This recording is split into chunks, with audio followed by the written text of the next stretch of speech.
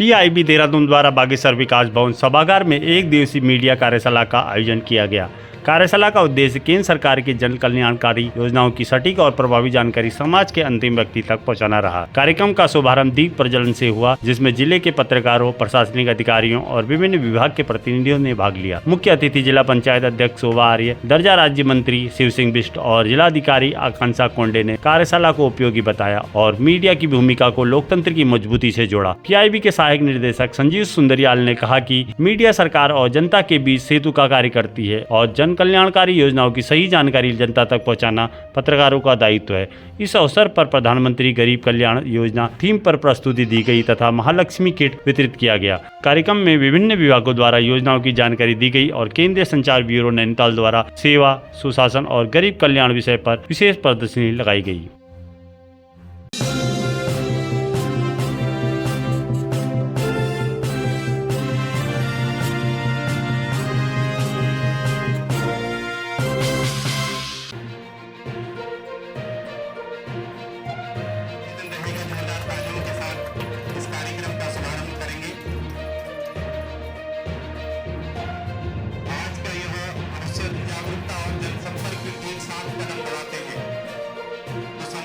माननीय मुख्य अतिथि महोदय का जिला पंचायत अध्यक्ष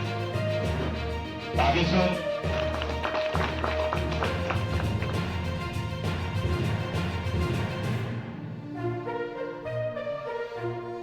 हमारे बीच में माननीय मुख्य अतिथि महोदय का जिला पंचायत अध्यक्ष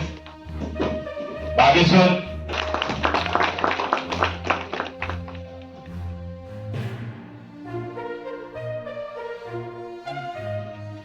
हमारे बीच में करने का प्रयास करेंगे। मंचासीन अतिथिगण, सम्मानित पत्रकार साथियों, महिला एवं पुरुषगण, आप सभी को मेरा सादर नमस्कार। आज के इस महत्वपूर्ण आयोजन वार्तालाप मीडिया कार्यशाला बागेश्वर में आप सभी का हार्दिक स्वागत एवं अभिनंदन करता हूँ। यह कार्यक्रम पत्र सूचना कार्यालय यानी पीआईबी देहरादून सूचना एवं प्रसारण मंत्रालय भारत सरकार द्वारा आयोजित किया गया है। इस कार्यशाला का उद्देश्य है की नीतियों एवं जन कल्याणकारी योजनाओं की सटीक, विश्वसनीय और प्रभावी सूचना समाज के अंतिम व्यक्ति तक पहुंचाने तक मीडिया की भूमिका को और अधिक सशक्त बनाना है। और सबसे महत्वपूर्ण जिनके लिए आज हम एकत्रित हुए हैं और जिनके लिए आज की कार्यशाला जो है आयोजित की जा रही है, हमारे मीडिया बंधु। मीडिया जो है हम लोग बचपन से देखते आ रहे हैं, पढ़ते आ रहे हैं और जो हमारी डेमोक्रेसी है उसका जो फोर्थ पिलर है हम मानते हैं कि वो एक मीडिया है। हम अपने जनपद की बात करें, क्योंकि अलग अलग फेजेस में अलग अलग जगहों पे ये योजना शुरू की गई। तो जनपद बागेश्वर में सर्वप्रथम 18-19 में 2 ब्लॉक्स के अंतर्गत ये योजना शुरू हुई और उसके बाद 20-21 में इसको गढ़ों में भी टेकअप किया गया। सबसे पहले उसको बागेश्वर और कपकोट में लिया गया था। योजना का उद्देश्य, जैसा कि उन्होंने विविध और विशिष्ट कार्यक्रमों की एक बहुत लंबी लिस्ट आपके सम्मुख रखी, तो ये कहीं ना कहीं सरकार के माध्यम से जो और जिससे जनता को फायदा हो रहा उसको भी आपको दिखाने की आवश्यकता। माननीय प्रधानमंत्री जी ने जब से अपना पद ग्रहण किया मैं काफी रुचि उनकी बढ़ी है, शादियां शुरू हो गई हैं जो आगे आने वाले समय में के रूप में देखने की आवश्यकता है। और इसको किसी के मन में अगर कोई प्रश्न है पर्यटन से संबंधित लाभ उठाने के लिए तो आप सर से पूछ सकते हैं। किसी को कोई पूछना है? इसे आपने जानकारी दी आज के इस कार्यक्रम में पर्यटन को लेकर कि हम पर्यटन को लेकर अंदर कंफ्यूजन ये है कि अपने उपयोग के कमरों के अलावा 6 कमरे या टोटल 6 कमरे का घर हो। 6 कमरे आप अपने यूज में जो कमरे प्रयोग कर रहे हैं, हम उन कमरों। आज जो पीआईबी द्वारा वार्तालाप वर्कशॉप का आयोजन किया गया वो बागेश्वर जिले में किया गया और ये बागेश्वर जिले के लिए दूसरी वार्तालाप आयोजित की गई है। अब तक उत्तराखंड में हम करीब 13 वार्तालाप का आयोजन किया जा चुका है।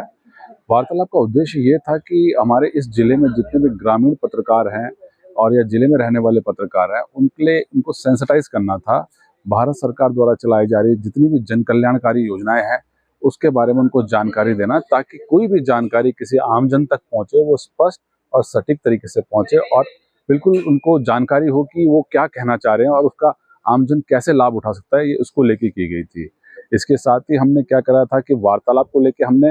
अपना केंद्रीय संचार ब्यूरो की एक हमने छोटी प्रदर्शनी भी लगाई थी, जिसमें इससे संबंधित जैसे कि आप प्रधानमंत्री ग्रामीण योजना को लेकर था और तंबाकू मुक्त युवा था और सरदार पटेल @150 यूनिटी मार्च को लेकर प्रदर्शनी का आयोजन किया गया था। तो मैं यही बोलूँगा कि जितने भी अपने बागेश्वर के जितने भी लोग हैं वो इसको लेकर अपना यहाँ पर आएँ और इस प्रदर्शनी का लाभ उठाएं और भारत सरकार द्वारा चलाई जा रही जितनी भी जन कल्याणकारी योजनाएं उसको आके यहाँ देखें, समझें और उसका लाभ प्राप्त करें।